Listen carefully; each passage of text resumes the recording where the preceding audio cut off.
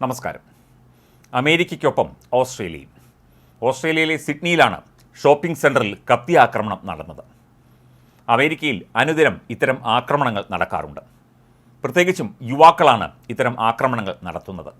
ഒരു കൂട്ടത്തിലേക്ക് കടന്നു ചെന്ന്, അത് സ്കൂളാകട്ടെ, അല്ലെങ്കിൽ ഒരു ഷോപ്പിംഗ് മാളാകട്ടെ, സിനിമാ തിയേറ്ററാകട്ടെ, ഒരു അക്രമി തുരുതുര പ്രത്യേകിച്ച് ഒരു പ്രകോപനവുമില്ലാതെ വെടിയുതിർക്കുന്നു.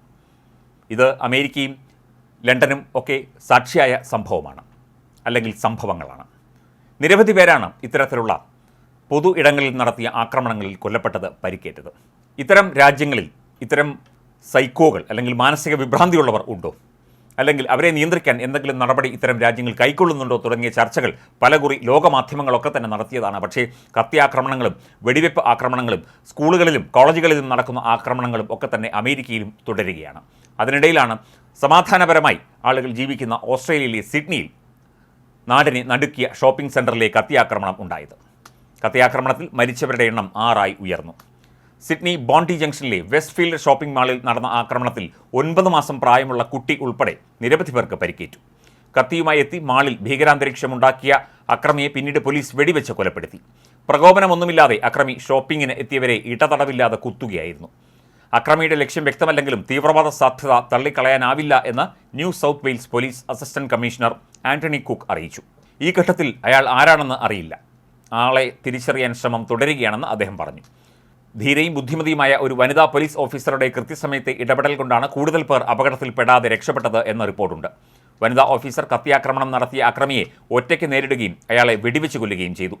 അക്രമി ഇടതടവില്ലാതെ ആളുകളെ കുത്തുന്നത് കണ്ടാണ് വനിതാ പോലീസ് ഓഫീസർ അയാളെ ഒറ്റയ്ക്ക് നേരിടാൻ എത്തിയത്.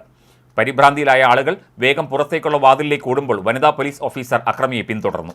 അയാൾ ഓസ്ട്രേലിയൻ റഗ്ബി ടീമിൻ്റെ ജേഴ്സിയാണ് ധരിച്ചിരുന്നത്. നെഞ്ചിൽ തറച്ച ഒറ്റ വെടിയുണ്ട കൊണ്ട് അക്രമിയുടെ കഥ കഴിഞ്ഞു. വനിതാ ഉദ്യോഗസ്ഥ വളരെ സമചിത്തതയോടെയാണ് സാഹചര്യം കൈകാര്യം ചെയ്തത് എന്ന് ഒരു ദൃക്സാക്ഷി AU ന്യൂസിനോട് പറഞ്ഞു.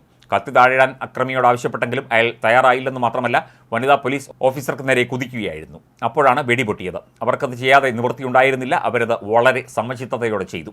അവരുടെ പ്രവൃത്തി അത്ഭുതകരമാണെന്ന് ഒരു കഫേയുടെ ഉടമ പറഞ്ഞു. അതേസമയം അക്രമിയെ കീഴ്പ്പെടുത്താൻ മാളിലെ ആളുകൾ മേശകളും കസേരകളും അയാൾക്ക് നേരെ വലിച്ചെറിയുന്നതിൻ്റെ വീഡിയോകൾ സോഷ്യൽ മീഡിയയിൽ എത്തിയിട്ടുണ്ട്. പ്രാദേശിക സമയം ഇന്ന് വൈകിട്ടോടെയാണ് സിഡ്നിയിലെ വെസ്റ്റ് ഫീൽഡ് ഷോപ്പിംഗ് സെൻറ്ററിൽ ആക്രമണമുണ്ടായത്. സംഭവ സമയത്ത് നിരവധി പേരാണ് മാളിലുണ്ടായിരുന്നത്. ആക്രമണത്തെ ഓസ്ട്രേലിയൻ പ്രധാനമന്ത്രി ആന്റണി ആൽബനീസ് അപലപിച്ചു. എല്ലാ ഓസ്ട്രേലിയക്കാരുടെയും ചിന്തകൾ ഈ ആക്രമണം ബാധിച്ചവരോടും അവരുടെ പ്രിയപ്പെട്ടവരോടും കൂടിയാണെന്ന് ആന്റണി ആൽബനീസ് പറഞ്ഞു. ആക്രമണത്തെ തുടർന്ന് പലരും മാളിലെ സൂപ്പർ മാർക്കറ്റിലാണ് അഭയം തേടിയത്. ഏകദേശം 1 മണിക്കൂറോളം ജനങ്ങൾ ഇവിടെ ഒളിച്ചിരുന്നതായും റിപ്പോർട്ടുകൾ പറയുന്നു. ബോണ്ടി ജംഗ്ഷനിലെ വെസ്റ്റ് ഫീൽഡ് ഷോപ്പിംഗ് സെൻറ്ററിൽ നിന്ന് ജനക്കൂട്ടം ഓടിപ്പോകുന്നത് കാണാമായിരുന്നുവെന്ന് പ്രാദേശിക മാധ്യമങ്ങൾ റിപ്പോർട്ട് ചെയ്തു. ഷോർട്സും സ്പോർട്സ് ജേഴ്സിയും ധരിച്ചെത്തിയ അക്രമി രക്തം പുരണ്ട കത്തിയുമായി മാളിനുള്ളിൽ നിൽക്കുന്ന ചിത്രങ്ങളും ഫൂട്ടേജുകളും പുറത്തു വന്നിട്ടുണ്ട്. സംഭവങ്ങൾ നടക്കുമ്പോൾ വിശാലമായ ഷോപ്പിംഗ് സെൻറ്ററിൽ സാധനങ്ങൾ വാങ്ങാനെത്തിയവരാൽ നിറഞ്ഞിരുന്നു. നൂറുകണക്കിന് ആളുകളെ ഷോപ്പിംഗ് സെൻറ്ററിൽ നിന്ന് ഒഴിപ്പിച്ചതായി ലൊക്കേറ്റഡ് മീഡിയ റിപ്പോർട്ട് ചെയ്തു. സോഷ്യൽ മീഡിയ പോസ്റ്റുകൾ ജനക്കൂട്ടം ഓടിപ്പോകുന്നതും പോലീസ് കാറുകളും എമർജൻസി സർവീസുകളും പ്രദേശത്തേക്ക് പാഞ്ഞെടുക്കുന്നതിൻ്റെ ദൃശ്യങ്ങളും പുറത്തു വന്നിട്ടുണ്ട്. സംഭവത്തെ തുടർന്ന് ഷോപ്പിംഗ് മാൾ താൽക്കാലികമായി അടച്ചിട്ടു.